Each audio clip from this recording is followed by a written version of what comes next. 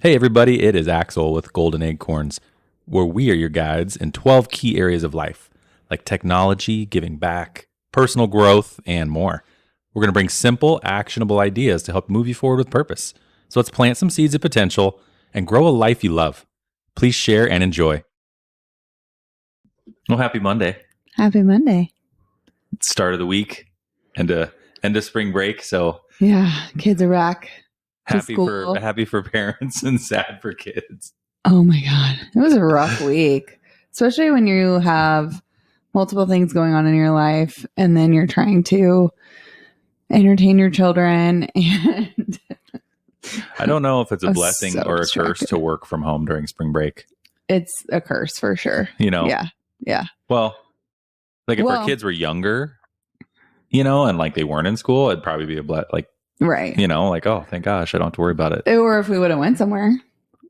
Yeah. That would have been way better. But that's not our jam. We don't like, oh, everyone's going somewhere. Let's go somewhere. That's not our thing. No, we're like, what? 2 weeks before Christmas when the kids are supposed to be in school? Let's go then instead. And it's glorious. It is. Yeah. Oh, they're just like every day they come home anyway and they're like, we watched a movie. You're like, what a shit show. Yeah, it's cool. Yeah. So we're like, well, let's go on vacation. Anyway, I feel good. I'm ready for this week. Excited. Yeah, me too. I'm hoping my brain can snap back into functionality I don't know this if that's week. Depending on where you're listening from, we have daylight savings time here. So, man, I swear it screws with you. Every year. That and then coupled with the weather. So we also had a 80-degree Tuesday and a full-blown shut down the town blizzard on Wednesday. The morning of the following day. Yeah. So it was a weird week. Everything was weird. Hashtag Midwest. Midwest life. That's why only the special people live here. Yeah. Because we want to deal with that stuff. Just toying with our emotions. I know. I'm glad we didn't put our flowers outside. So that's another thing in the Midwest. It's like, oh, you can put your flowers outside and your plants outside, right. But you got to make sure it's warm enough. And haven't done that yet. So today we're debating what we wanted to chat about with y'all. And recently, so I'm in a book club and we read Jon Acuff's book called Soundtracks. And it was really impactful. And to the point where I was like, okay, babe, I really want you to read this one. This one's. Yeah, I like being in the step book club. Yeah. Where you're in the book club and then you suggest, you're kind of my filter where you're like, yeah, that one's not great. Or this one's awesome. Then I'm like, cool, I'll read it. Yeah. Well, and I also know you. So I know which ones will resonate with you and which ones you're going to totally zone out on. And side note, that way, that's how I know when Andrea has identified something she'd like me to work on. When she goes, babe, you should really read this book. And then I'm like, oh, okay, what's it about? Mm-hmm. Subtle. Damn, subtle. You got my secret. Very subtle, Andrea. Key to a healthy marriage. Right. No, I appreciate it though. Because I'm open to you helping me grow. And so when you identify things outside that sometimes I don't see, I love that. Because in my head, I don't see things the way you do. Yeah. For me, which is a good segue into this book, Soundtracks. Yeah. So, why don't you tell us kind of the premise of it? It's not overly complicated. No, it's a pretty simple concept. Yeah, concept. Yeah. Definitely same thing as with anything. It's simple, but not easy to change. Right. Mm-hmm. So, so it's about soundtracks are those thoughts that you tell yourself over and over again, right? That tend to be negative because as humans, we skew to the negative. So it's easy for us. It's primal to be what's going to be cause us danger, cause us not to survive. Right. So we skew to the negative. It's first thoughts are always it's negative. A safety mechanism. Mm-hmm. Mm-hmm. And that's why we've gotten where we are, right? But then that's why we're also negative. It's also what's holding us back now. Yeah, now with modern technologies and all the, beautiful advancements that we have, and the tiger's not chasing us to eat us. now we can evolve, right? So for me, it's rumination. So if you're one that tends to ruminate, and he talks about, remember that thing that you did 20 years ago, and all of a sudden out of nowhere it pops up in your head and reminds you of how big of an idiot you are, and like, that's for me. Like, I'll have events that happened 20 years ago, and like all of a sudden I'll think about it again, and then I'll think about it for like 2 months of like, why did I do that? So then like it changes your emotional state. It does. Right? It's horrible. And for me, that's what I wanted to work on, like based on this book. But after reading it for you, what did you feel like is the most important soundtrack piece that you learned? A soundtrack, I always tell myself, is like, it is basically like, you're not good enough. You're not doing enough. So there's two ways that it kind of affects me. Is one, it'll keep me from doing things because it's like, well, you're not going to be good enough or do enough at it anyway. So it'll kind of stop me from doing things, or just as I am doing things, whatever it is, we're building a car wash, for instance. So like, and I'm managing the construction of it and everything. So I'm just always telling myself, God, I'm not doing enough. I should be doing more to make it move faster and to do this. And it keeps me from focusing on like any positives. So a simple way to put it is just constantly beating yourself down, like hard on yourself. Yeah. And I think a lot of us, especially people who are like us that want to grow and change, like we are probably harder on ourselves than anyone else can be on us. Right. Which I think is fine, but you have to have that balance of giving yourself credit when it's due too. And that's where I struggle. Yeah. Like, I'm just like, I can't even celebrate my wins because I'm like, well, I should have done this. I should have, Right. So. So in the book, do you remember, like, obviously it's hard to break those soundtracks, right? So like that was his thing, is how do we break them? And then how do we replace them? So that's kind of the whole premise of it, is break it and replace it. So what is do you remember the things he said on how to break it? How to break those? I'm not good enough. I'm not. I feel like the first thing, I'm trying to remember exactly, but I think there's a lot of them we have that we don't even know. Like, you have to identify it first. No, be conscious of it. Yeah. Yeah. Because there's people we all tell ourselves things that we don't even know we have because it's been doing it so long or whatever. Yeah. So just being cognizant of it, I think, is a really big first step. Yeah. And from experience, I'm going to say, don't try to identify all of them. Start with a few of the ones that are the loudest. Yeah. In your head. And that maybe impact your life the most. Which I probably will be the loudest ones anyway. I mean, maybe. Yeah. Like one, so after you read the book, you pointed one out to me that it probably impacts me the most, but I didn't even think about it. So that's that kind of like, well, it's hard to know if it's loud because it can be so subconscious you don't even hear it. Sure. So for me, I'm extremely shy. And I know a lot of people don't realize that about me. Like when I was in college, if I was going to be late to class, I wouldn't go because I didn't want anyone to look at me when I walked in the door. Because it was so terrifying to me. Well, you were thinking that they were all thinking something about you. Right. So you pointed out to me, like, my soundtrack with that was shyness, like extreme shyness, is they're all gonna stare at me and judge me and think something of me. Right. And it's all gonna be negative. There's no positive in that. Like, right.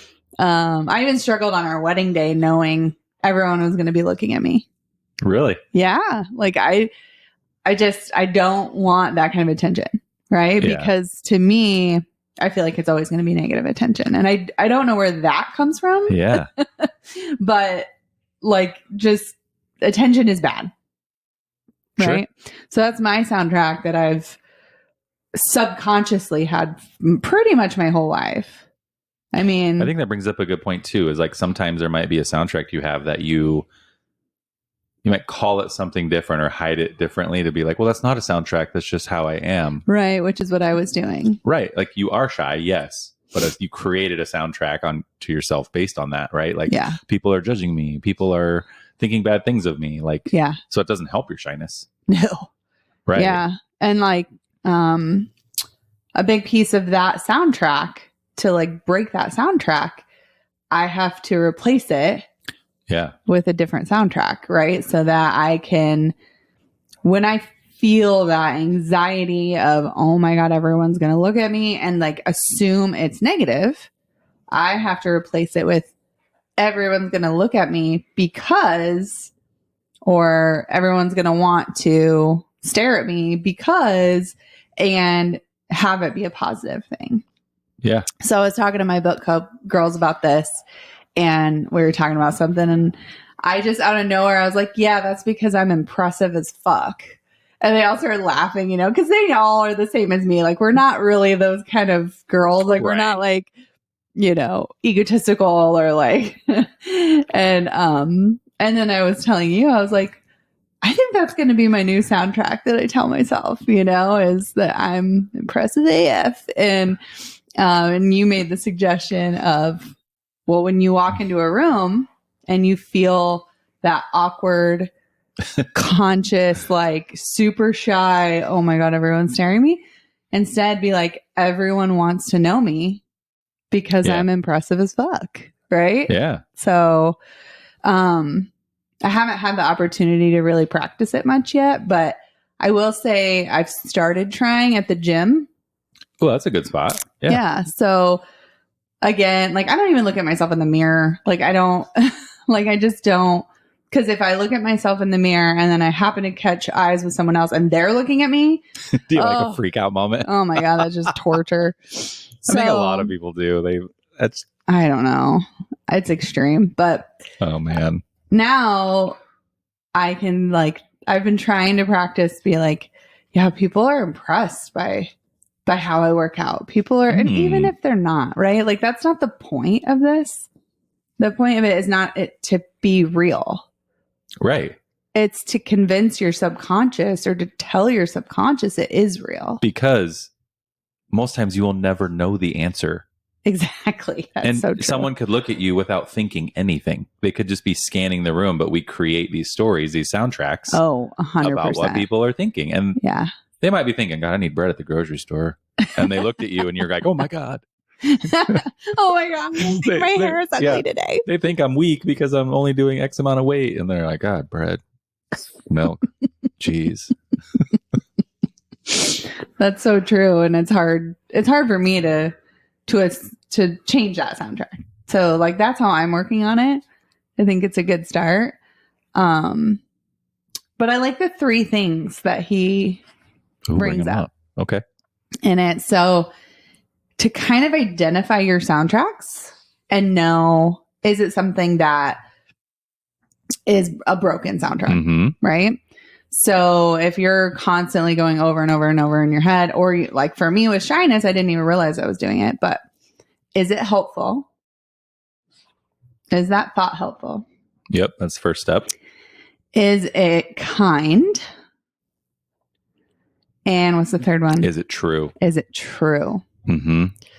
Is it helpful? Is it kind? Is it true? Of course, you're always going to be like, yeah, it's true. Of course it's true.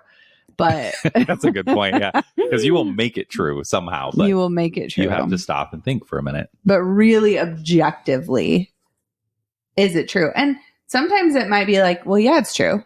Everyone's going to stare at me, right? Like if I walk in a door late, everyone's in their seat pointed towards the door. Yeah. Is everyone going to look at me when I walk in the door? Yes, that is true. I mean, not everybody, but everyone turns and to see what's happening, right? It's curiosity. Yeah. So is that true? Yes, it's true. But is it helpful for my reaction to that? And is it kind? And what I loved about his, is it kind? It's like, not only is it kind to yourself, but maybe is it kind to others? Yeah.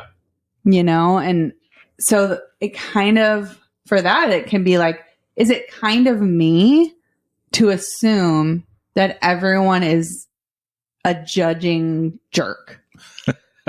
Like, that's not kind. Right. You know, for me to just assume everyone's going to think horrible thoughts about me. That means I'm assuming every person is a jerk in the world, right? Yeah, that's a good call.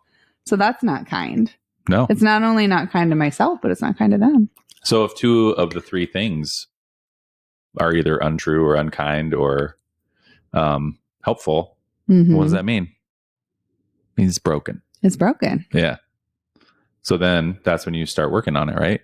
Mm-hmm. I agree, though. When I was going through some of mine, I was finding ways to make them true. Mm-hmm. Something's kind is hard. Like, I feel like some are neutral in the kind area, just depending on what your soundtrack is. Mm-hmm. But the true and the kind, or the true and the helpful, were my two, like, for most of my stuff, were the most powerful. You know? And there was, like you said, a level of truth to a lot of them. Like, well, part of it's true. Yeah. Does that count? What's an example? So, like, my one of my things, you know, if I'm like, I want to be the best at everything, and if I'm not the best, I'm terrible. Like, there's no medium for me. Yeah, there's no second place for you. There isn't. Yeah. And so, like, is it true I'm not the best at X?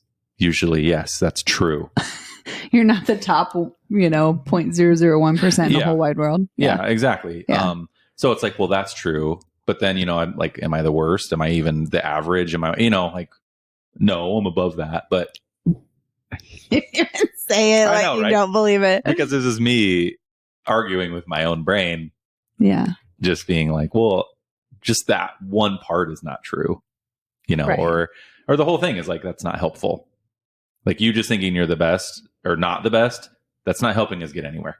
Like, it doesn't matter if you're even the worst, you still need to do something. Like, right. So, like, those two to me are probably the strongest ones. I don't want to get into all of mine, but have you found ways that you're working on them? I know this is fresh for us, but I'm not working on it as much as I want to. Yeah. Probably because I'm also reading right now. I'm finishing reading The Untethered Soul. Mm-hmm. And that's so heavy. Like, I think it's distracting me from working on this. Yeah. Because it's a deep book. That is so, it's distracting me and, like, thinking just about my existence and my and being an enlightened person. But so no, I do need to work on that more, though. Just listening to myself and my soundtracks, I tell myself, and I am open to you helping me identify those if I say something. And I think that's important. If you have a partner, a friend, someone you really trust to share that with them and be like, hey, is there something I say or do, that you notice is a soundtrack I tell myself? Because, like you, the shyness thing, that was obviously eye-opening for you. Yeah. And I need to work on that. I need to, like, that's a really long learned behavior of thought. So what do you think is the appropriate amount of time to, like, break a soundtrack? It's going to take a while. Because, like you said, this is stuff we've been telling ourselves our whole life, essentially. Yeah. I mean, another piece that he recommends that to help you is using a token. Oh, that's right. Yeah. To, like, signify the change. So I know with his example, he was telling himself that he was good at texting and driving. It was fine. Mm-hmm. And then he realized he was getting ready to teach his daughter how to drive. And he didn't want her texting and driving because of how unsafe it is. But his soundtrack had been, I'm good at it. It's fine. It's fine. I won't crash. I won't do it. I'm good at it. It's fine. So he thought silver dollars were, like, super cool.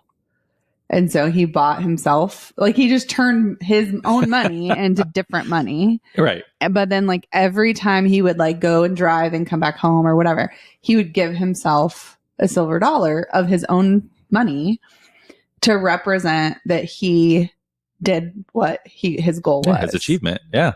And it was not to, like, break that, not only pattern of behavior, but the soundtrack that, like, he'll be fine texting and driving.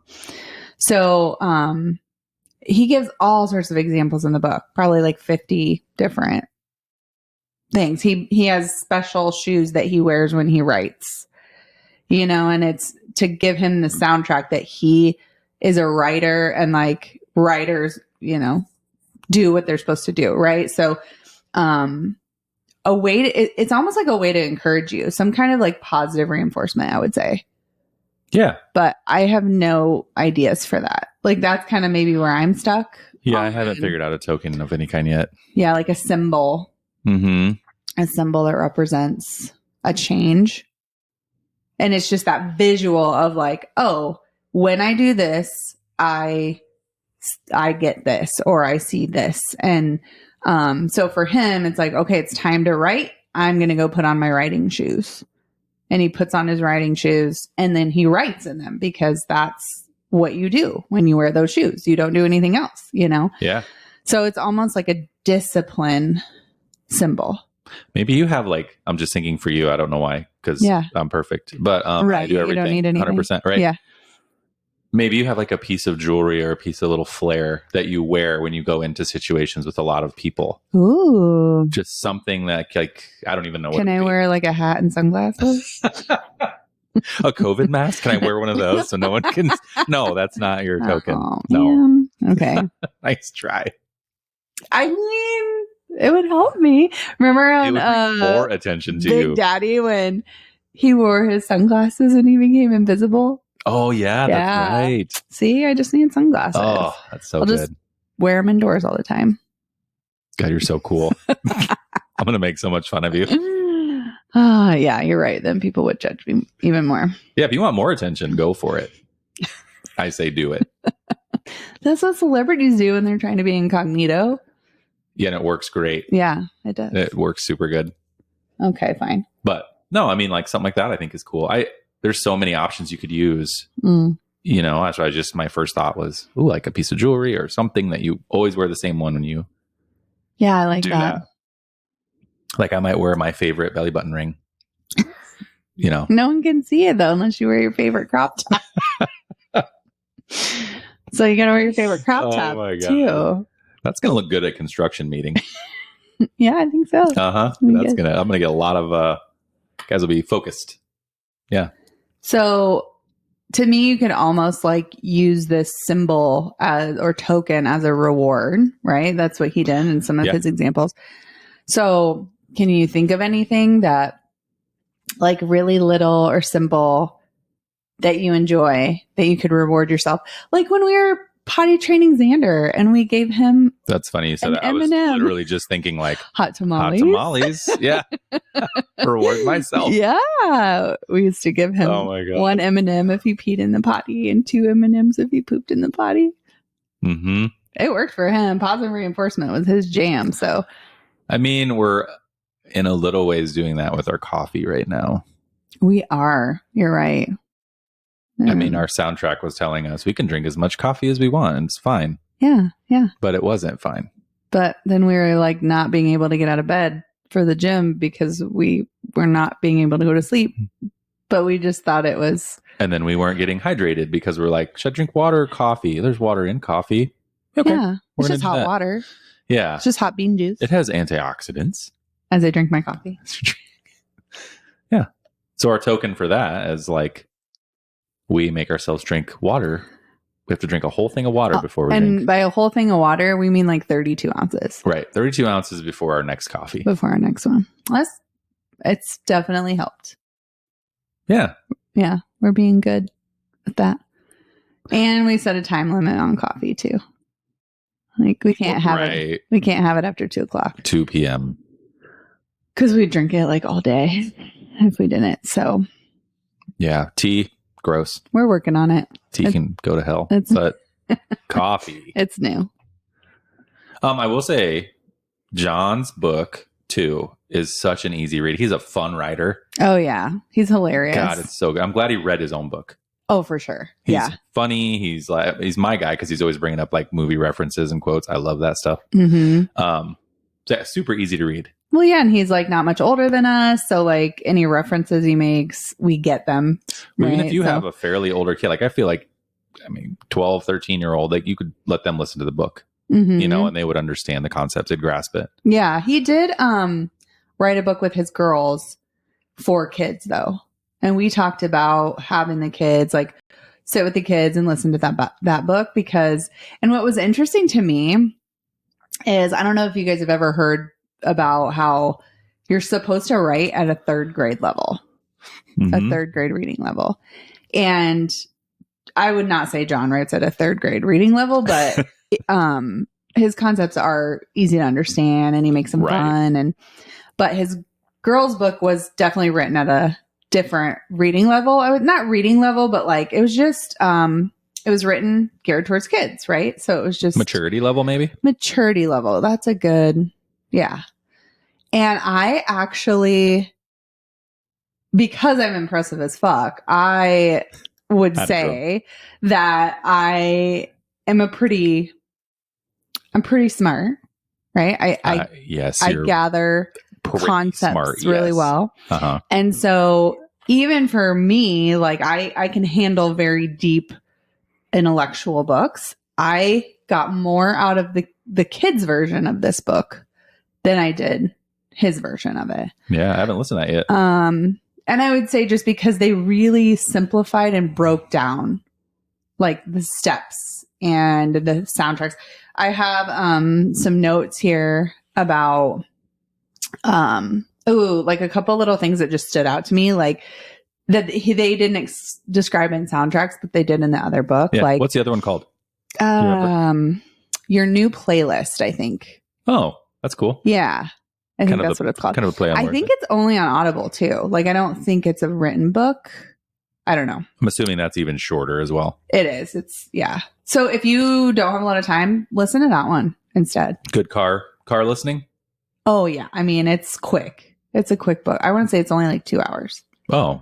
Yeah. So, well, nice. I think it might be longer if you slow it down to the normal speed. But,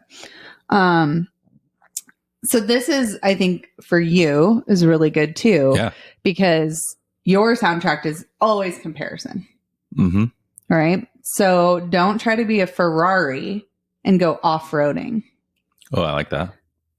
Know what kind of car you are and have the self-awareness to stay in your genius zone as the car that you are.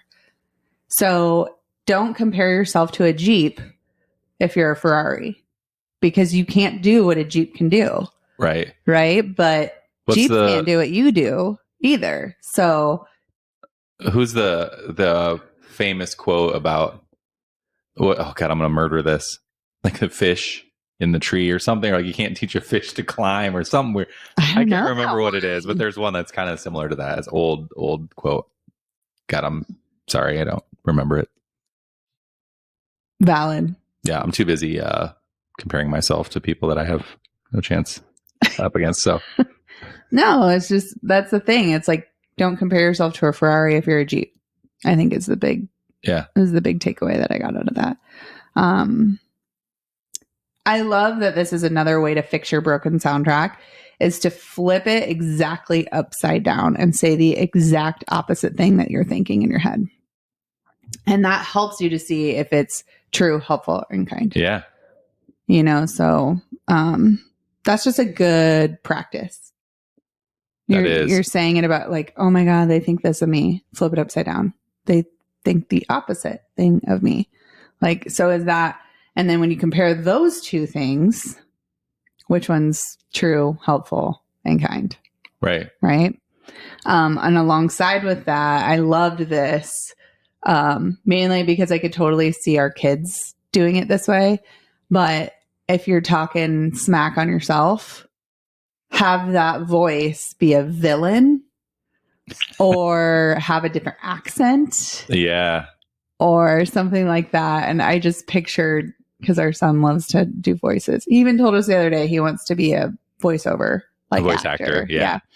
And I just picture, him talking to himself as like some British villain when he's saying negative things about him, So one was like, have it be Mickey Mouse or have it be, your favorite villain in a movie. And that way it's not you saying it. Yeah.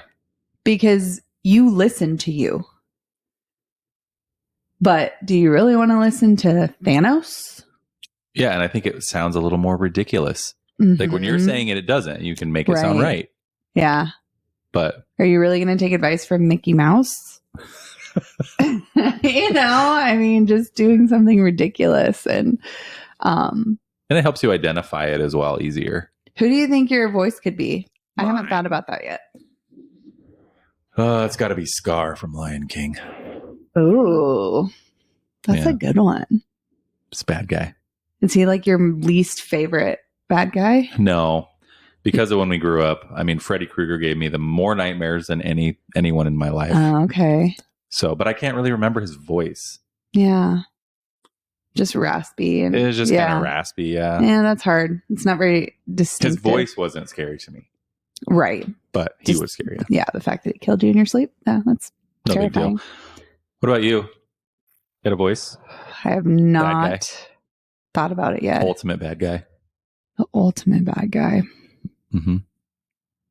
I don't know. I haven't. What does someone from the IRS sound like? No, I'm just kidding. They're not bad. The taxes. Yeah, I don't know. Okay. Well, that's your homework. You need to identify that. Yeah, I know. I'd be curious to hear what other people, if they've done this or want to do this, or who you would pick. Like who would you pick? Yeah, we need some ideas. I know. I think mine, instead of being a bad guy, would be more something ridiculous, like a funny voice. Oh, not like Gaston from Beauty and the Beast.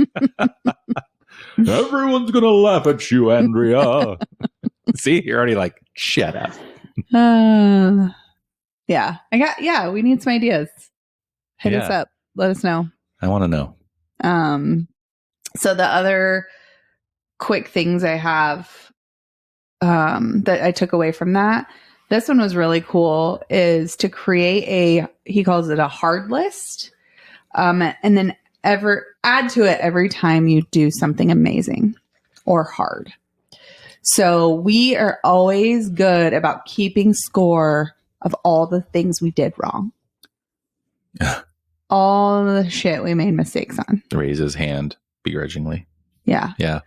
But we don't keep track or score of all the amazing things we've done.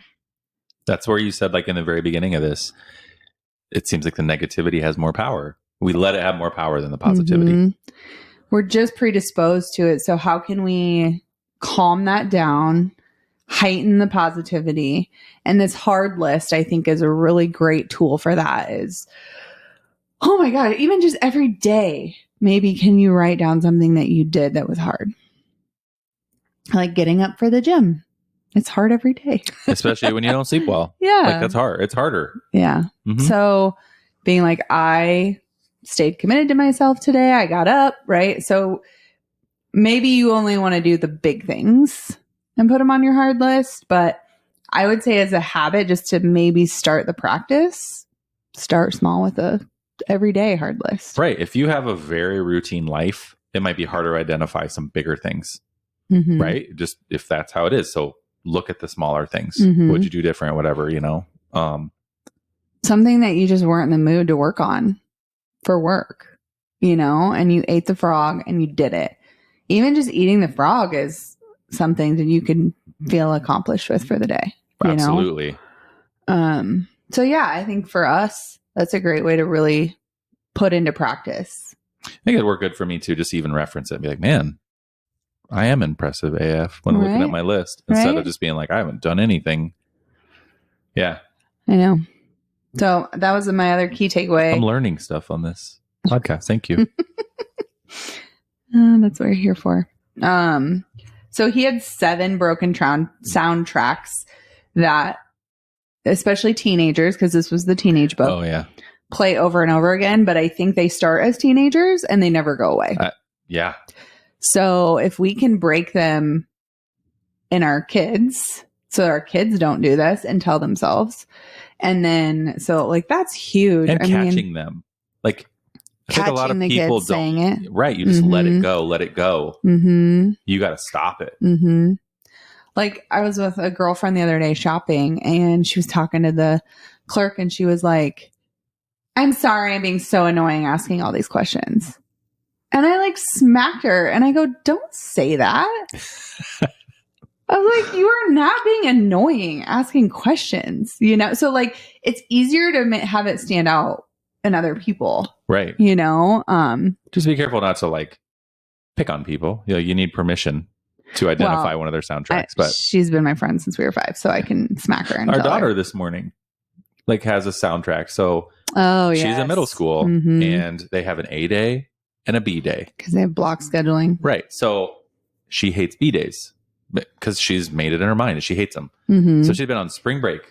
I mean, she actually even had 2 days off the previous week. Yeah.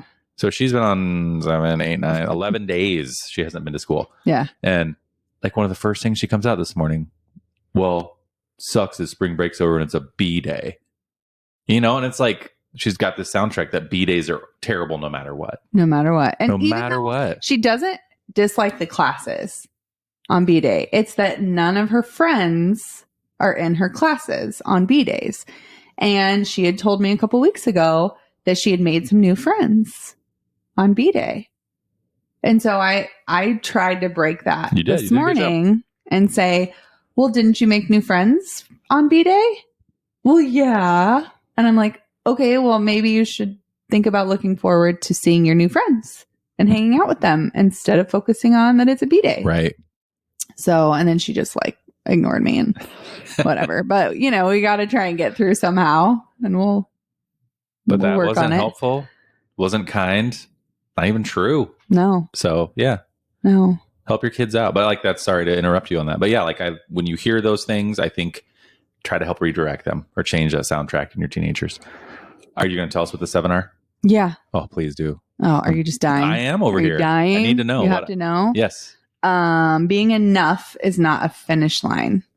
So, God, this is so powerful because it's like, I'm not thin enough.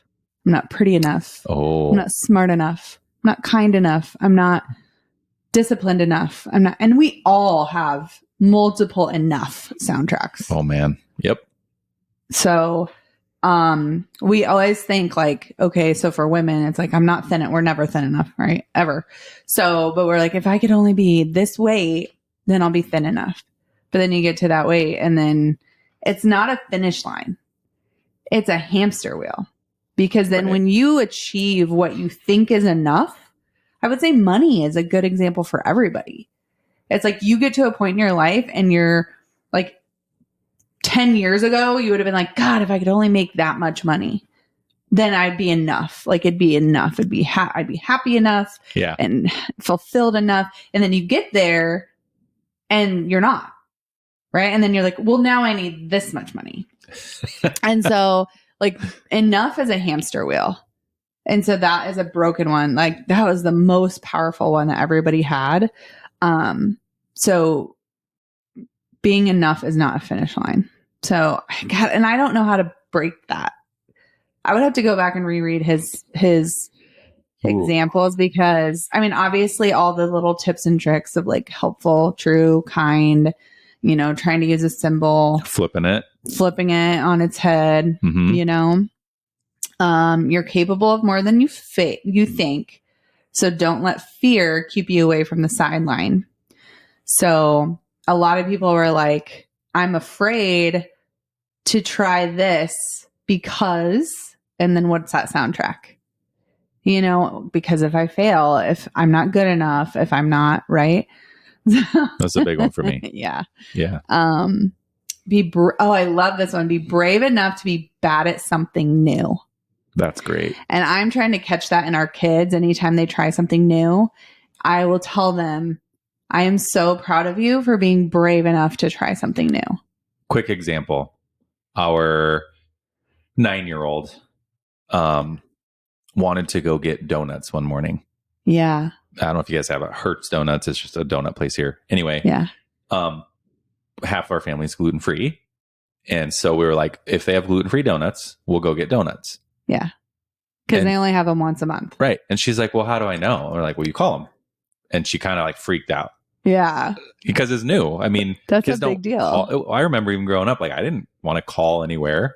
Well, no. And now with cell phones, like barely any people call at all. Right. But the fact of like a kid being like, I have to talk to an adult on the phone. Yeah. You know, it's so freaky.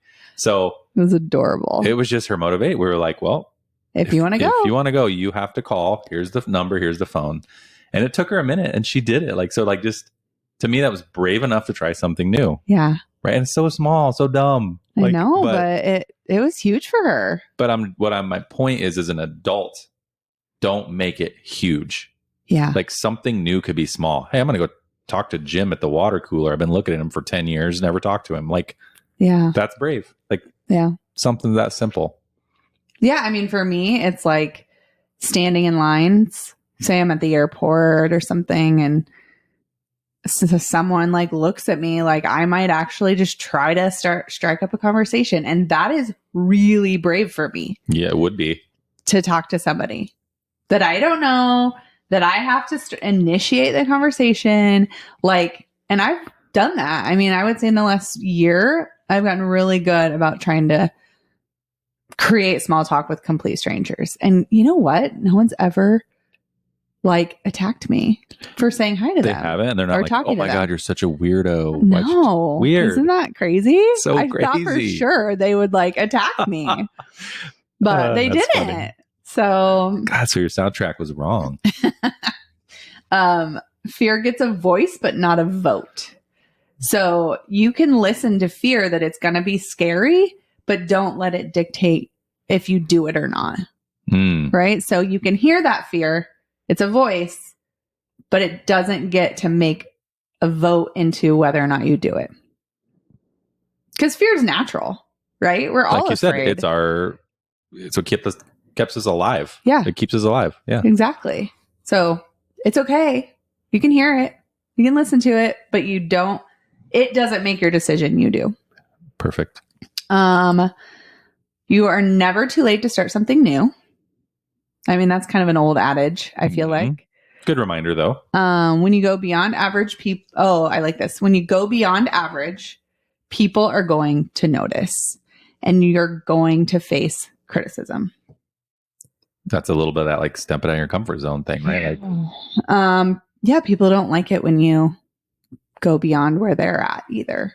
Right. I feel like we've addressed this a little bit. And it releases some of their own insecurities. And so they put out their daggers a little bit. Their fear lashes out. Yep. Yeah. And then last one, hang in there. You're not alone. You are going through the exact same feelings and emotions as every other peer that you have. And feelings are not forever. They're temporary. So I think even as adults, you're like, oh my God, no one has ever felt this much anxiety about what I'm going through right now as me. Or like having a baby. It's like you have all these fears and things when you're pregnant. And it's like every woman feels the same way, but you think you're the only one who's ever had that thought. Yeah, we were talking about this not long ago when we were driving, remember? And we're just like, and I'm sorry it probably sounds negative, but we're like, everyone thinks they're so special. Yeah. Like with these problems and all these things in their life. And you're not. You're not. Everyone has them or worse. But you know what I mean? So our acorn is you're not special. You know that thing you're struggling with? Yeah, you think you're special? Yeah, you're not special. You're not. No. The more you know. That's good, babe. No, that's not. It's a terrible acorn. Don't put my name on that one. Let that grow in your mind today, folks. You think you're special? No, but I mean, that is kind of what he's getting at. Is like, just you're not alone. Yeah, like, you're not alone. You aren't alone. You think you're alone. You make yourself alone. You do. Yeah, absolutely. But apparently our dogs want to what'd you join do? in. I don't know. I said something. They were like, you don't think you're special, Mom? I'll come love on you. Yeah. No, I'm impressed. Oh my God. What is our acorn today? Oh my gosh. I'm sorry we like spewed so much about this book, and like the book as a whole maybe is the acorn. So finding one broken soundtrack that impacts your daily life. Oh. And trying to flip it on its head, figure out if it's true, kind, helpful, and reverse it. Absolutely. talk like Mickey Mouse and tell yourself the opposite, or, tell yourself that soundtrack, and then in your own voice, tell yourself the opposite. Right. And then see if you can work through creating a positive version of it. I don't know. I guarantee it'll change something in your life. Yeah. It has to. Yeah. I mean, I do feel like my little impressive one is helping me. Like, I need to practice more, which is being around more people, right? Like, being in social settings and using it and putting yourself out there. And for me, putting myself out there is just like, making eye contact. Like, that's start with that. But yeah, I think that would be our golden acorn, is find that one broken soundtrack and try to fix it. Yep. We all have them. So lots of them. Love that. Maybe what are you not enough at? And that you've told yourself. Oh, because I would venture to say everyone has one of those. Everybody has an I'm not enough X. Yeah. Yeah. So, and if it's something that you're tired of not being enough at, then let's break that soundtrack. Perfect. Yeah.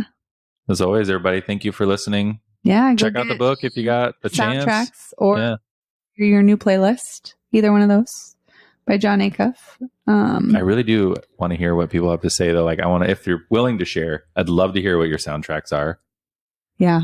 Because like sometimes, like even when he read his book or was going through his list, there was some that I was like, I almost didn't realize that was a soundtrack I had until he said it. And then I was like, that's me. I do that. Yeah. And you're like, oh, that's a soundtrack? God, so if we had like this list in our Facebook group or whatever, you just could share to everybody, like, all you could these read different through options. them and be like, oh. Yeah, because you could totally send it to us anonymously, and right, then or we could compile it. And who knows what kind of it's meant to be supportive, but right, I could be like, oh my God, me too. Yeah. How did you?